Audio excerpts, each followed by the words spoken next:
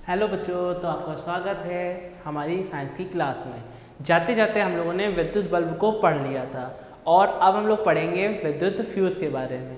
ठीक है, तो शुरू करने से पहले जान लेते हैं, हम लोगों ने अच्छे से रिवीजन कर लिया है। मैं हूँ रजनीश पांडे और आप देख रहे हैं साइंस की class physics class 10th PTB KP sir पे। ठीक है, तो विद्युत फ्यूज़ तो क्या होता है? देखो, फ्यूज़ क्या होता है हम लोगों ने अपने घरों में लगे हुए देखे हैं कि हमको बस इतना पता है कि कटआउट लगा हुआ है, जैसे उसको डाउन कर देंगे लाइट चली जाएगी, जैसे अप कर देंगे लाइट आ जाएगी। फिर हम लोगों ने ये भी देखा है कि हमारे जो घर में जो कुछ फोल्डर टाइप के लगे होते हैं, बोर्ड होते हैं, उसमें भी एक फ्यूज़ लगा होता है जिसमें क्या होता है, तांबे का जो तार लगा होता है। फिर हम लोग ये नहीं जान पाते हैं कि पूछते हैं घर में कि सर ये क्यों लगा हुआ है, तो उन्हीं के बारे में हम लोग यहाँ पे जानेंगे। तो वो क्या होता है, तो जो फ्यूज़ होता है वो क्या होता है, चीनी मिट्टी का बना हुआ होता है जिसपे क्या होता है, तांबे का तार लगा होता है। ठीक है, तो क्या कहेंगे कि सर विद्युत फ्यूज़ जो होता है वो धातु या मिश्र धातु के तार का टुकड़ा होता है। क्या कहेंगे? धातु या मिश्र धातु के तार का टुकड़ा होता है जो चीनी मिट्टी से बने खांचों में पेंच की सहायता से व्यवस्थित किया जाता है। जो चीनी मिट्टी के जो खांचे बने होते हैं उनमें पेंच की सहायता से क्या किया जाता है, व्यवस्थित किया जाता है। इसमें निश्चित प्रबलता की विद्युत धारा ही प्रवाहित की जाती है, यानी कि ये उतनी ही धारा ले सकता है जिसके लिए बना हुआ है। अगर उससे ज़्यादा आएगा तो ये पिघल जाएगा और हमारे जो घर की लाइट होगी वो क्या होगा, गायब हो जाएगी। तो क्या कहेंगे कि अधिक प्रबलता की विद्युत धारा पहुँचने पर फ्यूज तार गर्म हो जाता है और नष्ट हो जाता है, जिससे परिपथ में जो धारा का प्रवाह हो रहा होता है वो क्या हो जाता है, रुक जाता है और संयुक्त उपकरण नष्ट होने से बच जाता है। इसी वजह से हम लोग अपने घरों में विद्युत फ्यूज लगाते हैं। समझ गए? नेक्स्ट आता है कि विद्युत परिपथ किसे कहते हैं। विद्युत परिपथ किसे कहते हैं? विद्युत परिपथ में स्विच का क्या कार्य है? एक सेल, एक विद्युत बल्ब, एक अमीटर, एक प्लग कुंजी लगे विद्युत का सांकेतिक आरेख व्यवस्थित कीजिए। यानी कि इसमें एक क्वेश्चन में हमने कितने 3 क्वेश्चन आपसे पूछ दिए हैं कि पहले पूछा कि विद्युत परिपथ क्या होता है, फिर हमने पूछा जो उसमें कुंजी लगी होती है, स्विच लगा होता है, उसका काम क्या है। ठीक है, तीसरा हम लोगों ने आपसे डायरेक्ट डायग्राम पूछ दिया कि हमें डायग्राम बता दो कि विद्युत परिपथ का डायग्राम क्या होता है, जिसमें हमने चीज़ें बता दें कि आपको ये चीज़ें लगानी है। क्या लगानी है? एक सेल लगाना है, एक विद्युत बल्ब लगाना है, एक अमीटर, एक कुंजी लगानी है आपको। समझ गए? तो वही हम लोग पहले जान लेते हैं कि विद्युत परिपथ क्या होता है। तो क्या कहेंगे कि किसी विद्युत धारा के चालू एवं बंद पथ को विद्युत परिपथ कहते हैं। क्या कहेंगे? किसी चालक, क्या कहेंगे, किसी चालक धारा के चालू एवं बंद परिपथ को, पथ को ही क्या कहते हैं, विद्युत परिपथ कहते हैं। स्विच एक ऐसी युक्ति होती है, यानी कि स्विच एक ऐसा, अगर बोलें कि एक ऐसी युक्ति होती है जिसके द्वारा किसी विद्युत परिपथ में प्रवाहित होने वाली जो धारा होती है उसको या तो प्रभावित कर सकते हो या रोका जा सकता है।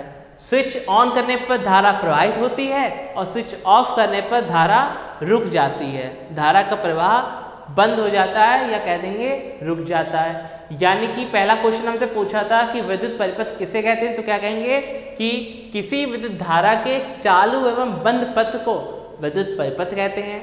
फिर पूछा कि विद्युत परिपथ में स्विच का काम क्या है, तो क्या कह देंगे कि स्विच का काम बस एक ऐसा होता है कि अगर आपको धारा का प्रवाह कराना है तो स्विच को ऑन रखना पड़ेगा और अगर धारा का प्रवाह आपको रोकना है तो स्विच को ऑफ रखना पड़ेगा। यानी कि धारा के प्रभाव को नियंत्रित करने के लिए ही हम लोग किसका यूज़ करते हैं, स्विच का यूज़ करते हैं। समझ गए? नेक्स्ट कह रहा था कि हमें अब आरेख बना के दिखा दो। तो हम लोगों ने एक छोटा सा आरेख बनाया है, कौन सा, ये, जिसमें हमको क्या क्या लगाना था, जिसमें हमको एक बल्ब लगाना था, एक सेल लगानी थी, एक कुंजी लगानी थी और एक अमीटर लगाना था। सिंपल सा हमारा क्या एक परिपथ बन के तैयार हो गया है। क्या? जिसमें हमको एक अमीटर, एक सेल हम लोगों ने देखा था कि सेल ऐसे बनाई जाती है, प्लग कुंजी और एक बल्ब। बल्ब का भी हम लोगों ने सीखा था कि सर बल्ब को भी हम कैसे दिखा सकते हैं।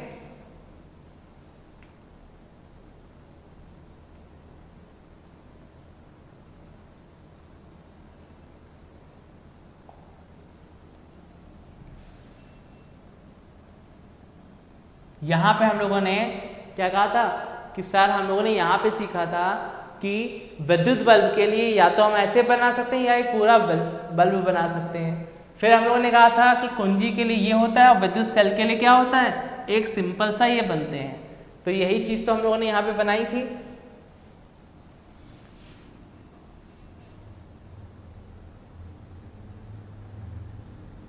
ठीक है, तो यहाँ पर वही चीज बनाई थी हम लोगों ने। क्लियर है? ठीक है, तो इतना क्लियर जब हो गया है तो नेक्स्ट अब हमारा आता है कि एक फ्यूज तार, क्या कहेंगे, एक फ्यूज तार किसी उपकरण की रक्षा कैसे करता है। एक फ्यूज तार, जो फ्यूज वाला तार होता है वो हमारे जो उपकरण होते हैं, जैसे कि उपकरण में अगर हम बोलें तो कह सकते हैं हमारा जो पंखा होता है यानी कि फैन होता है, एसी कह सकते हो, हमारा कूलर हो गया, लैपटॉप हो गए, इन सब की जो अगर ये चार्जिंग से कनेक्टेड हैं, चार्जर हो गया, हीटर हो गया, ये सभी चीज़ें जो होती हैं इलेक्ट्रिक कंडक्शन कह सकते हो, और कुकर जो होता है उसको भी कह सकते हो। तो यदि किसी परिपथ में क्या होता है, उपकरण की रक्षा कैसे करेगा फ्यूज तार, तो क्या कहेंगे कि सर किसी परिपथ में प्रवाहित होने वाली जो धारा होती है, धारा का मान जब परिपथ की धारा के मान से अधिक हो जाता है तब फ्यूज तार गर्म होकर पिघल जाता है और फिर परिपथ में क्या होता है, परिपथ में लगे उपकरण में धारा का जो क्या होता है, प्रवाह हो रहा होता है, वो क्या हो जाता है, बंद हो जाता है, धारा बहना बंद हो जाती है, जिससे परिपथ में लगे उपकरण की क्या हो जाती है, रक्षा हो जाती है और उसकी आयु बढ़ जाती है, यानी कि नष्ट होने से बच जाते हैं।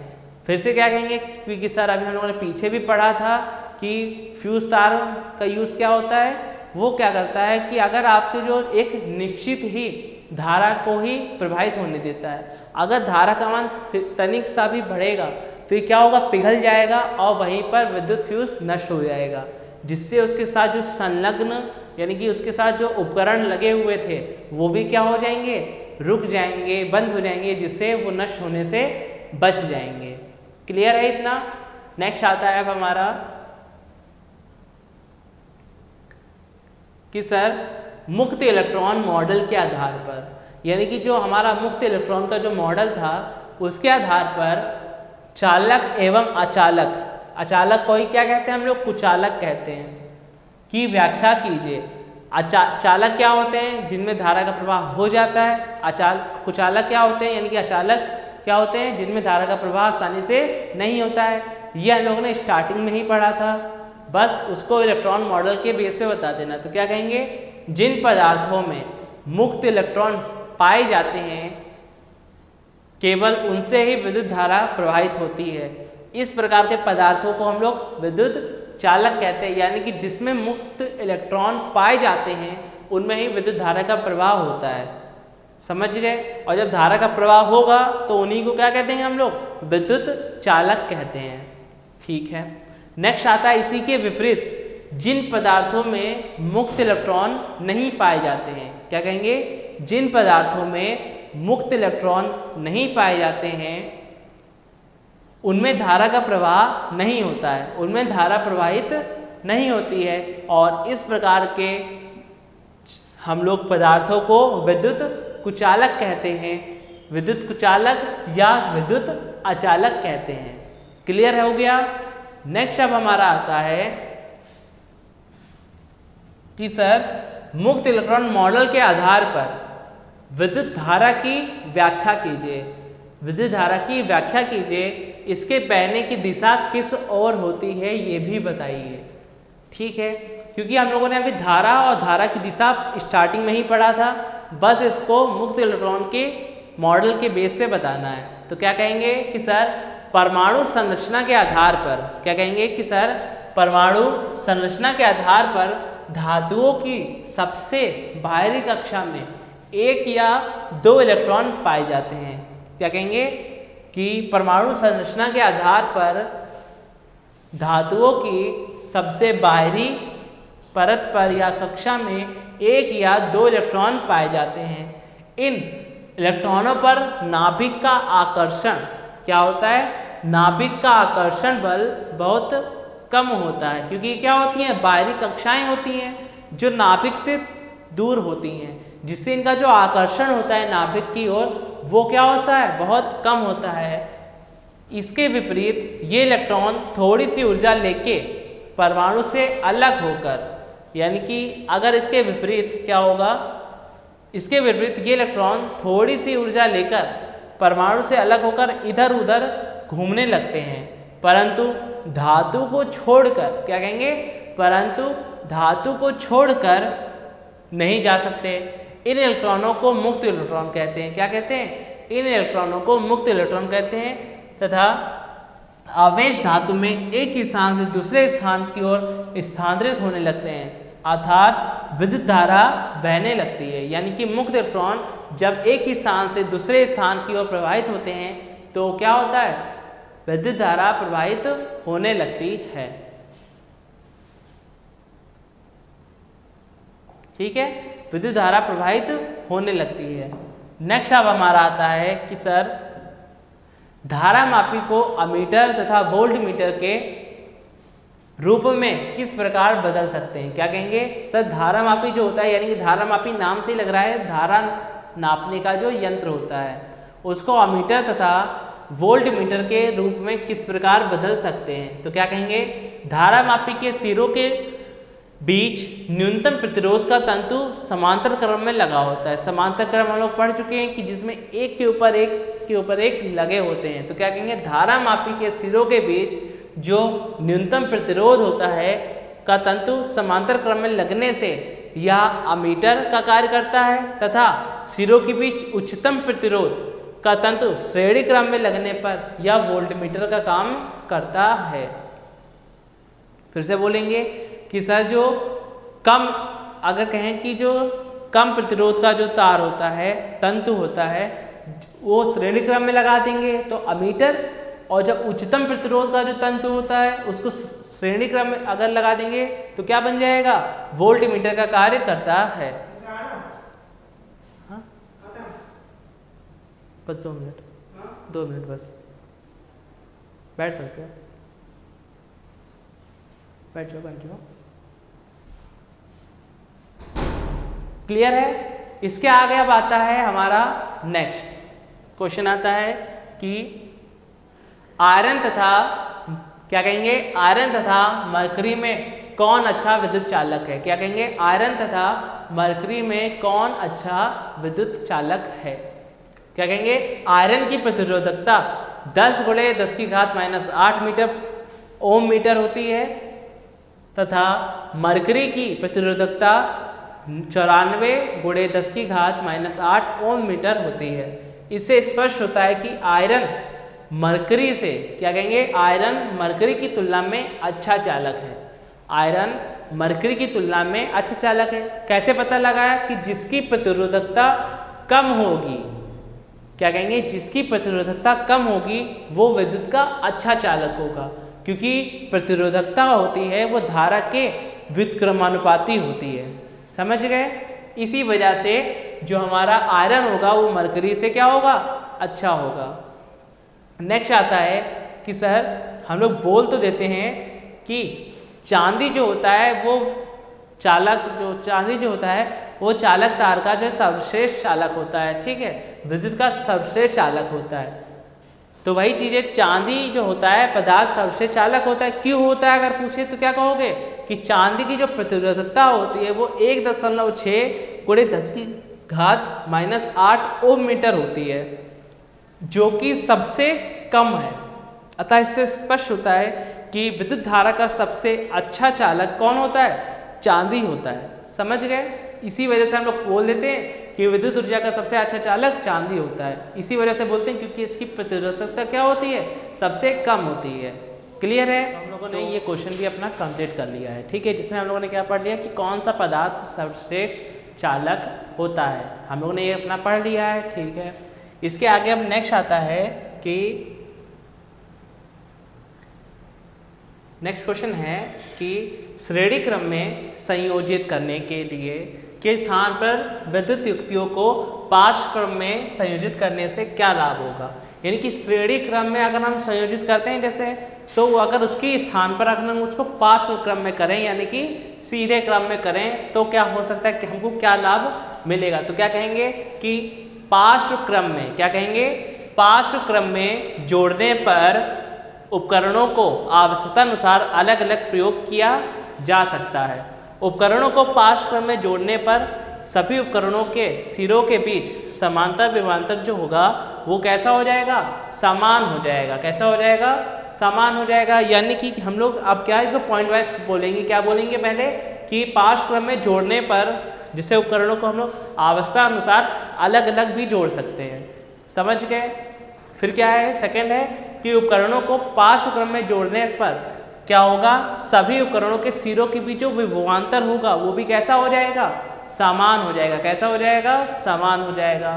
थर्ड आता है कि इस व्यवस्था में जैसे जैसे नए उपकरण ऑन किए जाते हैं वैसे वैसे परिपथ का जो कुल प्रतिरोध होता है वो कैसा हो जाता है, घटता जाता है। और अगर प्रतिरोध घटेगा तो क्या बढ़ेगा, जो विद्युत ऊर्जा होगी वो यानी कि इलेक्ट्रिक करंट होगा, धारा, वो क्या हो जाएगी, बढ़ जाएगी। तो क्या कहते हैं, बैटरी से ली जाने वाली धारा बढ़ती जाती है। क्या होगा, धारा बढ़ती जाती है। क्लियर है। तो समझिए ना कि क्या होगा अगर हम लोग श्रेणी क्रम में ना जोड़ के कैसे करें, विद्युत युक्तियों को पार्श्व क्रम में करते हैं तो क्या क्या लाभ मिलेंगे। कहेंगे कि सर पहला लाभ ये होगा कि हम लोग अलग अलग उपकरणों को जोड़ सकते हैं। दूसरा क्या होगा कि हर एक उपकरण में जो सिरों के बीच जो विभवांतर होगा वो कैसा हो जाएगा, समान हो जाएगा। थर्ड क्या है कि जैसे जैसे नए उपकरण जुड़ेंगे वैसे वैसे प्रतिरोध घटता जाएगा और धारा बढ़ती जाएगी। क्लियर है। आगे आते हैं नेक्स्ट में। क्या कहेंगे कि किसी विद्युत हीटर की डोरी का ताप कैसा होता है, उच्च नहीं होता है, ऊंचा नहीं होता है, जबकि उसका तापन अवयव बहुत अधिक हो जाता है। यानी कि क्या कहेंगे, जो विद्युत हीटर होता है उसका तार क्या होता है, ज़्यादा गर्म नहीं होता है, उसका ताप ज़्यादा गर्म नहीं होता है। लेकिन अगर उसके अवयव को देखें, जो एलिमेंट्स होता है उसको देखें तो उसका ताप जो होता है वो कैसा होता है, बढ़ जाता है। ऐसा क्यों होता है। तो क्या कहेंगे कि सर जो विद्युत हीटर का जो तापन अवयव होता है यानी कि जो हीटिंग एलिमेंट होता है वो कैसा होता है, नाइक्रोम यानी कि मिश्र धातु नाइक्रोम का बना होता है। कैसा होता है, मिश्र धातु नाइक्रोम का बना होता है। नाइक्रोम का प्रतिरोध, क्या कहेंगे, नाइक्रोम का प्रतिरोध बहुत अधिक होता है। क्या कहेंगे, नाइक्रोम का प्रतिरोध अधिक होता है, जिसकी वजह से वो क्या करता है, धारा का क्या करेगा, अवरोध करेगा। धारा का क्या करेगा, अवरोध करेगा, और जिस वजह से वो क्या हो जाएगा, गर्म। तो क्या कहेंगे, जिसमें तापन अवयव में अत्यधिक विद्युत ऊर्जा ऊष्मा में परिवर्तित हो जाती है। जो विद्युत ऊर्जा होती है वो किस में चेंज हो जाती है, ऊष्मा में चेंज हो जाती है। क्योंकि क्या होता है, प्रतिरोध और धारा एक दूसरे से अगर कहे जाएं तो दुश्मन होते हैं। क्या कहेंगे, दुश्मन होते हैं, जिससे तापन अवयव का मान बहुत अधिक हो जाता है। लेकिन विद्युत हीटर की डोरी तांबे की बनी होती है। क्या कहेंगे, विद्युत डोरी का मीन्स क्या है, जो तार लगा होता है हीटर से वो कैसा होता है, वो तांबे का बना होता है। लेकिन जो एलिमेंट होते हैं वो किसके बने होते हैं, नाइक्रोम के तार के बने होते हैं, जिसका प्रतिरोध बहुत कम होता है। जब प्रतिरोध कम होगा तो धारा ज़्यादा होगी और बहुत कम विद्युत ऊर्जा ऊष्मा में परिवर्तित होती है। क्यों ऐसा होता है, क्योंकि वो तो धारा का एक अच्छा भाग बन गया है ना तांबा, तो जिस वजह से उसमें धारा तो अच्छे से निकल जाएगी, अवरोध बनेगा नहीं, तो विद्युत ऊर्जा ऊष्मा में चेंज होगी नहीं, इसलिए डोरी का ताप अधिक नहीं हो पाता है। समझ गए। एलिमेंट्स का ताप अधिक क्यों हो जाता है, क्योंकि उसका प्रतिरोध बहुत अधिक होता है, जिस वजह से विद्युत ऊर्जा ऊष्मा में चेंज होने लगती है। जो तार होता है डोरी, उसका क्यों नहीं होता है इतना, क्योंकि उसका प्रतिरोध बहुत कम होता है और धारा जो होती है बहुत कम धारा ऊर्जा जो होती है वो ऊष्मा में चेंज हो पाती है। समझ गए। नेक्स्ट आता है हमारा क्या, कि विद्युत आवेश क्या है, क्या कहेंगे, विद्युत आवेश क्या है और ये कितने प्रकार के होते हैं। विद्युत आवेश, तो विद्युत आवेश अगर हम कहेंगे तो ये अगर ना हो तो धारा भी हमारी नहीं हो पाएगी, क्योंकि धारा के फॉर्मूले में भी यही आता है कि प्रति सेकेंड क्या कहेंगे, प्रति सेकेंड आवेश के प्रवाह की दर को ही हम लोग क्या कहते हैं, धारा कहते हैं। तभी तो फॉर्मूला बनता है I बराबर Q अपॉन T। क्या कहेंगे, I बराबर Q अपॉन T। समझ गए, ठीक है। नेक्स्ट अब आता है कि सर कि विद्युत आवेश क्या होता है, तो क्या कहेंगे कि पदार्थ का वह गुण, क्या कहेंगे, पदार्थ का वह गुण जिसके कारण वह आवेश रहित, यानी कि जिसमें आवेश होता ही नहीं है, आवेश रहित छोटे छोटे टुकड़ों को अपनी ओर क्या करता है, आकर्षित करता है। क्या कहते हैं, हल्की वस्तुओं को अपनी ओर आकर्षित करता है, उसे विद्युत आवेश कहते हैं। अगर पूछा जाए कि इसको प्रदर्शित किससे करते हैं, तो क्या कहेंगे, सर इसे Q से प्रदर्शित करते हैं और इसका मात्रक कूलाम होता है। समझ गए। अब इसके प्रकार कितने होते हैं, क्या कहेंगे, सर ये 2 प्रकार के होते हैं, धनावेश और ऋणावेश। धनावेश में क्या होगा, जब इलेक्ट्रॉन की कमी होती है तो आवेश को क्या कहते हैं हम लोग, धनावेश कहते हैं, और जब इलेक्ट्रॉन की अधिकता होती है तो उस आवेश को क्या कहते हैं, ऋणावेश कहते हैं। समझ गए। तो लिखा भी वही है, क्या कहेंगे, किसी पदार्थ पर इलेक्ट्रॉनों की कमी के कारण उत्पन्न आवेश को धनावेश तथा किसी पदार्थ पर इलेक्ट्रॉनों की अधिकता के कारण उत्पन्न आवेश को ऋणावेश कहते हैं। क्लियर हो गया, ठीक है। नेक्स्ट आता है हमारा कि क्या कारण है कि विद्युत वाहक तारों में बहुत कम ताप उत्पन्न होता है, जबकि विद्युत बल्ब के तंतु में ताप अधिक उत्पन्न होता है। तो इसका मीन्स वही बात है जो हम लोगों ने पहले बोली थी। क्या कहेंगे, पहले कह रहा है कि विद्युत वाहक तारों में, यानी कि जो विद्युत धारा के अच्छे वाहक होते हैं, ऐसे तार, यानी कि तांबे के तार होते हैं जिनमें प्रतिरोध क्या होता है, बहुत कम होता है, और प्रतिरोध कम होने के कारण वो विद्युत ऊर्जा जो है ऊष्मा में चेंज नहीं हो पाती है, और वो क्या करते हैं, विद्युत का वाहक करते रहते हैं। उसी के स्थान पर जो बल्ब का तंतु होता है वो किसका बना होता है, टंगस्टन धातु का बना होता है, जो क्या होता है, अधिक रेसिस्टेंसी यानी कि प्रतिरोध का होता है, जिस वजह से विद्युत ऊर्जा का ज़्यादा भाग किस में चेंज होने लगता है, ऊष्मा में चेंज होने लगता है। तो वही चीज लिखी हुई है, क्या कहेंगे कि विद्युत बल्ब के तंतु का प्रतिरोध विद्युत वाहक तारों के प्रतिरोध की तुलना में अधिक होता है। अतः समान विद्युत धारा प्रवाहित करने पर बल्ब के तंतु में उच्च ताप उत्पन्न होता है, परंतु तारों में नहीं। क्लियर हो गया। वही चीज बात है जो हम लोगों ने अभी थोड़ी देर पहले की थी, ठीक है, जहां पे हम लोगों ने हीटर की डोरी की बात की थी और उसके एलिमेंट्स यानी कि अवयव की बात की थी। तो वही चीज है कि जिसका प्रतिरोध सबसे अधिक होगा वो क्या होगा, वो हीट ज़्यादा करेगा, और जिसका प्रतिरोध कम होगा वो क्या करेगा, विद्युत का अच्छा वाहक बन जाएगा। क्लियर है। नेक्स्ट आता है हमारा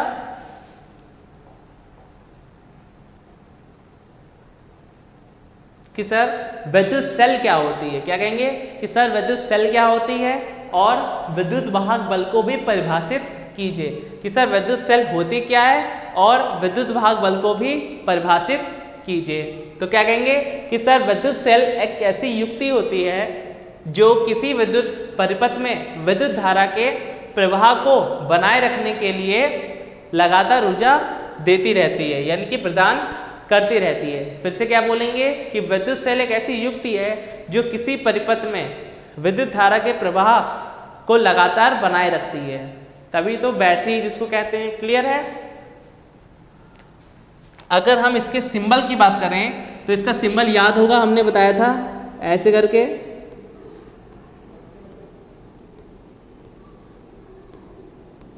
ये सिंबल बताया था, याद होगा, है ना। ठीक है। अब नेक्स्ट क्या कह रहा है कि विद्युत वाहक बल को भी परिभाषित कीजिए। तो विद्युत वाहक बल को परिभाषित करेंगे,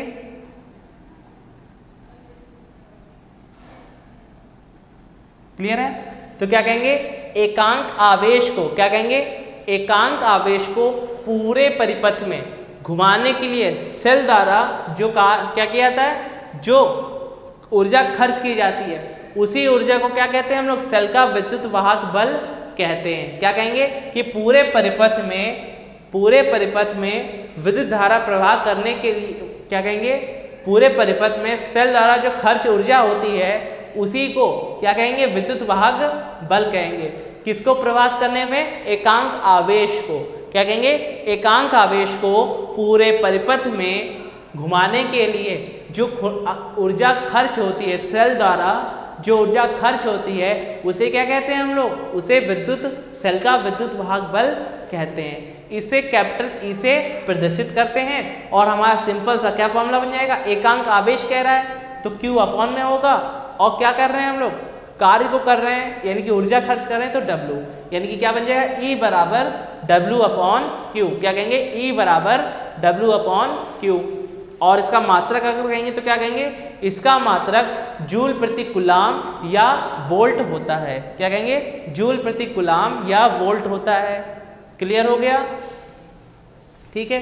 तो हमने सेल का विद्युत मतलब विद्युत सेल का विद्युत वाहक बल सब कंप्लीट कर लिया है, यानी कि यहाँ पे हमारा पूरा चैप्टर इलेक्ट्रिसिटी यानी कि विद्युत फिनिश होता है। ठीक है, हम अपने नेक्स्ट चैप्टर के साथ आएंगे जिसका नाम क्या है, चुंबकीय क्षेत्र। आपका बस इतना सा काम है कि अभी तक जितने भी चैप्टर पढ़ाए हैं उनका अच्छे से रिवीजन करेंगे, सभी क्लास को फिर से अच्छे से देखेंगे, रिवीजन करने के बाद अपना नोट्स को एक बार प्रिपेयर कर लेंगे। क्लियर है, तो आज के लिए इतना ही, मिलते हैं अपनी नेक्स्ट क्लास में। जय हिंद, जय भारत।